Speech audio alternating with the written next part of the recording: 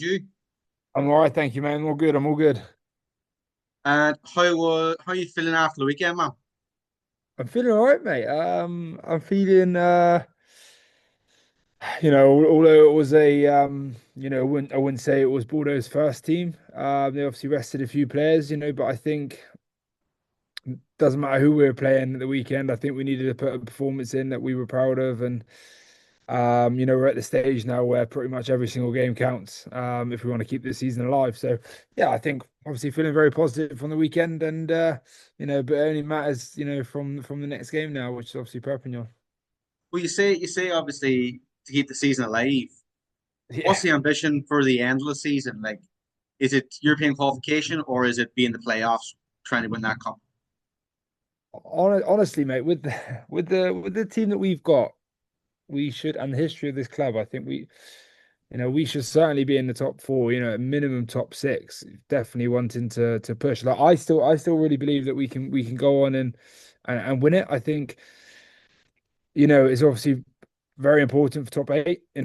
Me personally, as who I am, I want to be playing in the top league next year. I want to be playing in a European Cup, and I think obviously this team does as well, especially with the history of the competition. So that for us has just got to be the minimum standard. But I think, honestly, I believe that if you get in the top six, I think we're in a very good chance of winning the top 14. You've got a few games in after that. Obviously you make it a little bit harder for yourself going away, and you have to have a playoff game. Then you have your semi-final and stuff. But that's looking a bit far ahead. But you know, for me, top eight's got to be a given. We've got to get ourselves there. That's got to be minimum standard. And then yeah, I think it's certainly the position we're in now is definitely a push for top six and try and get us in that in those playoff games to give us a chance to win the league. Obviously I would like to be, one and two, and really pushing on to win the league this year. So, but we've let ourselves down on a few occasions during the season to get ourselves there. And I think, we need a real big strong push now to get into that top six to give us every chance of winning the league.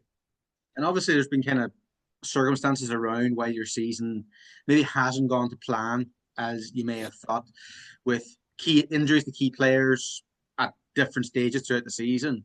But that might be seen as a positive to an extent, where you've been able to blood new players coming through, like young players.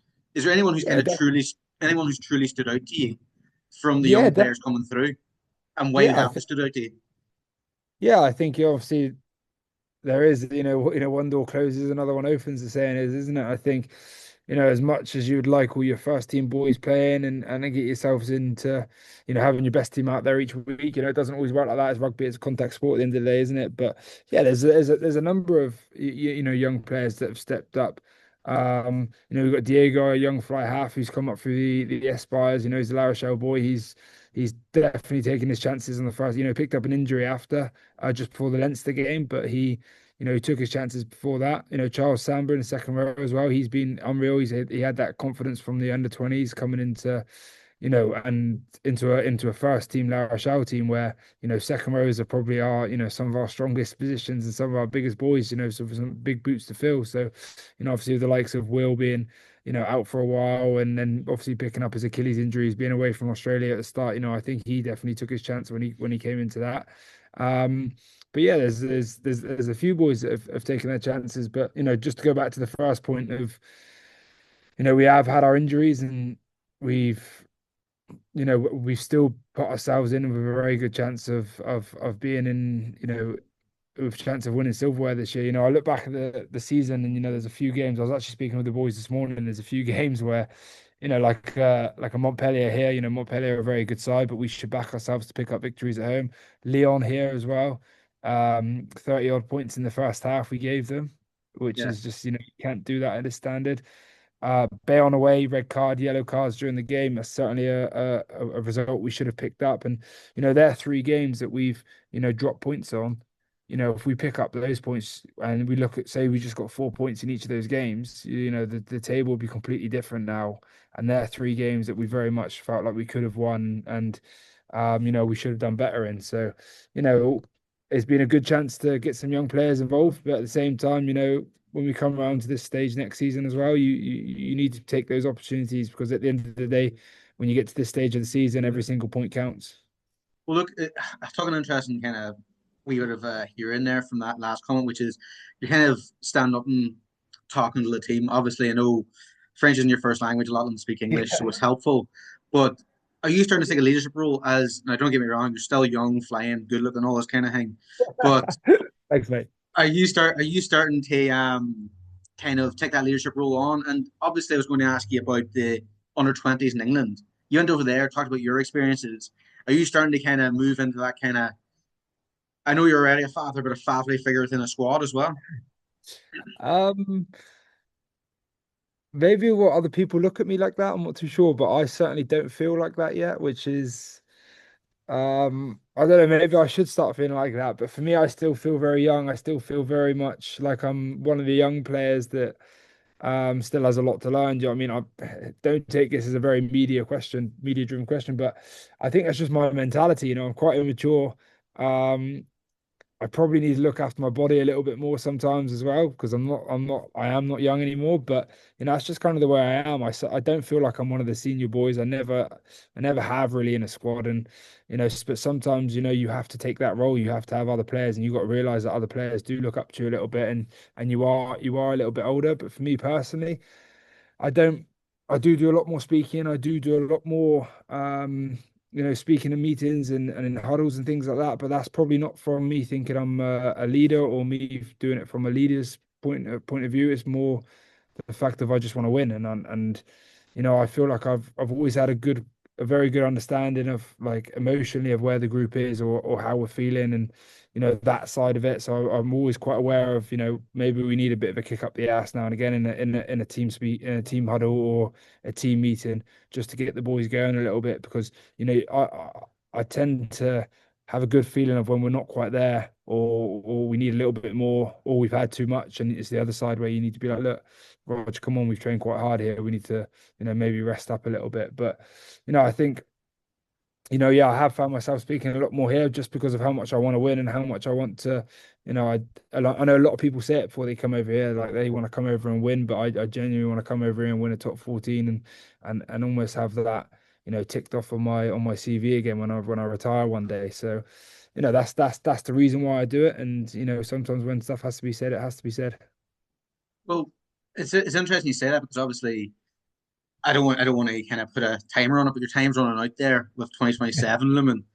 So are you going to extend the contract and stay if you don't win it within that period, or is there a potential you might move to England I again? would look. I would love to. I'd love to stay here. My family are very settled here.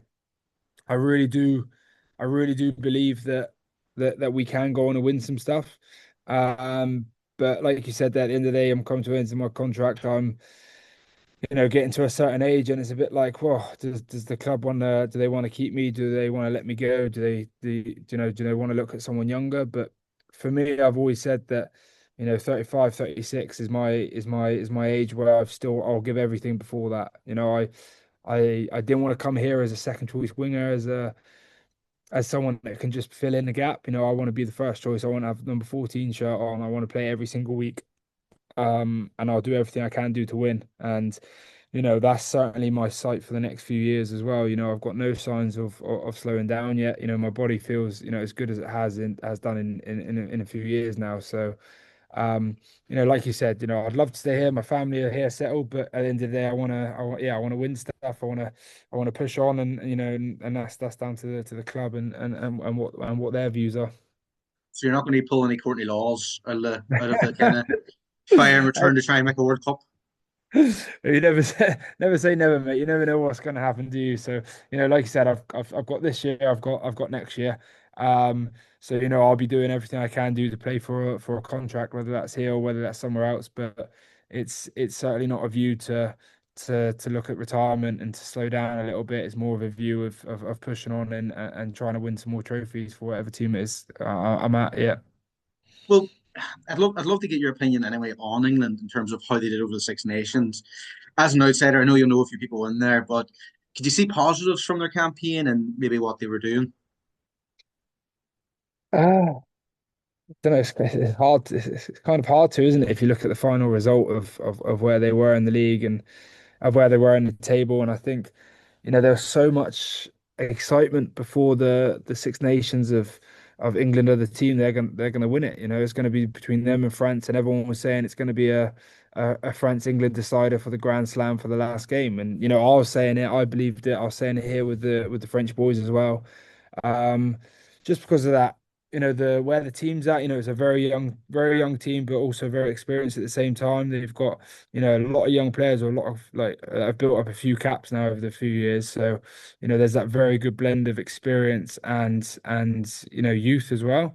Um, but yeah, I think if you look at the end, I think they'll be disappointed of where they finished. And you know, if it wasn't really until the French game, the last game of the Six Nations, where you saw England really attacking with the players they've got.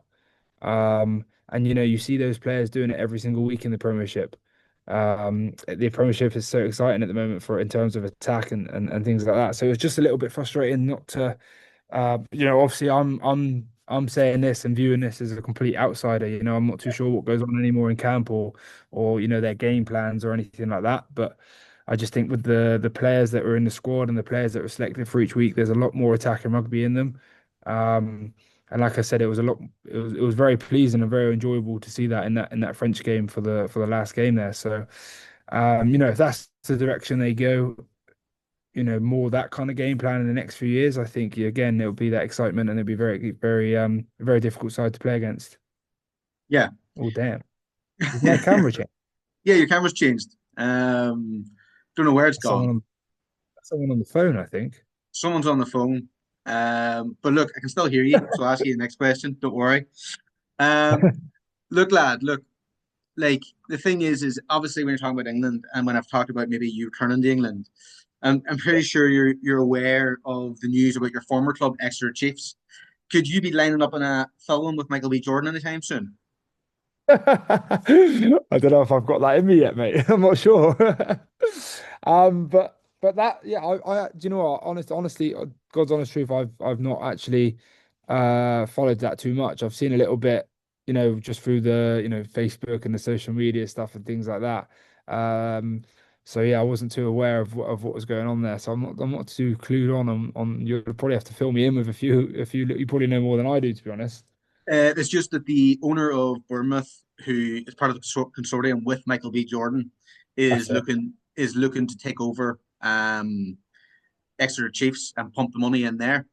Yeah. Um, so I was just wondering, obviously, with it being your former club, obviously coming from Cornwall, was there a bit of excitement around you because Exeter arguably have punched above their weight in terms of their achievements?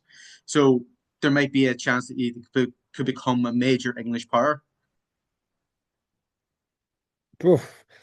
Do you know what? There's not been a conversation there or anything yet. But if there is one day, you know, obviously it'll be interesting to hear it out. But yeah, I've not had any discussions or anything yet. But you know, if I'm watching it from afar, I think it'd be very exciting for the area, very good for Exeter Chiefs, and obviously stepping into that kind of new stage, isn't it?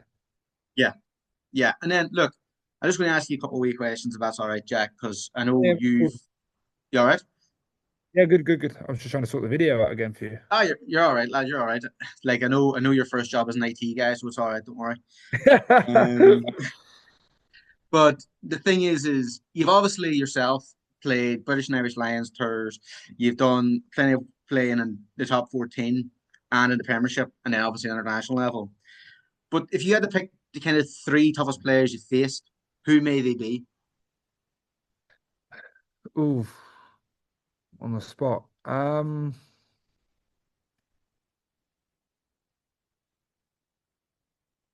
Three toughest players I've played, probably for different skill set. I think maybe like a you look at like a Nemi Nadalo because of his size, power. You know, this is obviously who's directly against me when I'm, you know, wing on wing. Yeah, Um, Definitely someone like a Nemi Nadalo just because of you kind of know what he's going to do, but like it's still very hard to stop him. Just because of size, strength, and power. You know, he's a very big lad, can shift as well. So probably someone like that. I think someone like uh like a Sam Underhill as well, a back row. yeah, You know, I can't find myself around them. You know, especially coming in off the wing and stuff. You know, I think Sam Underhill is probably one of the best tacklers I've ever played against and played with. So it's nice to be with him and seeing that happening. But yeah, playing against him, it's guaranteed tackle. He's probably going to get you. it always hurts. And then his threat over the ball as well after. Yeah, Um, but yeah, probably someone like an unders as well. These are probably three very different players that I'm all going to give you. I'm going to give you as well. yeah, Um, but then probably my third guy would be someone like a Christian Wade or a Cheslin Kobe type player, because yeah, just the fact that you really don't know what they're going to do. Um, they got the footwork, they got the pace. So you've definitely got to change your defense technique against these boys. Someone like Nemi Nadala, you can almost sit back, let him do what he wants to do, and then try and stop him. Uh, whereas, yeah, Kobe or Christian Wade or someone, you've kind of got to take their space away from them and rush them before they step you, they chip the ball over your head, they run around you, or they try and sit you down. So. Yeah, probably yeah, three very different players, but those guys are probably, at top of my list of people you got to watch out for. and then look, we've all got moments in our lives which makes us fall in love with something. Like I know whenever I fell in love with the sports I played, but whenever you started out in rugby, what was the one moment you maybe could trace yourself back to, fall in love with rugby and wanting to make it your career? Um,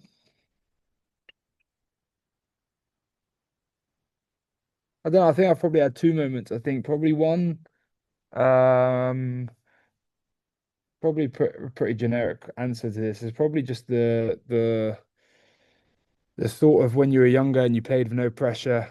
You were with your mates. I was playing for Penzance Newton Pirates. There was well, there was obviously nerves there at that age because you had a big county cup final or whatever. But Yeah, obviously looking back at it now, it's a small thing in terms of what I'm doing now. But at that age, it was obviously pretty massive for me.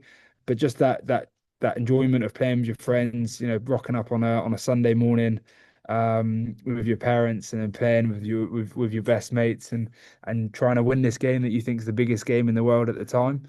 yeah, Um, that's a big one. I think another moment for me now is obviously looking up and into the stand and seeing my kids up there. They have absolutely no idea what's going on or anything, but it's pretty cool just to be able to see them waving. When I always look up to them when I come in from the tunnel here at the Flond, I look up, they're always waving, blowing me kisses.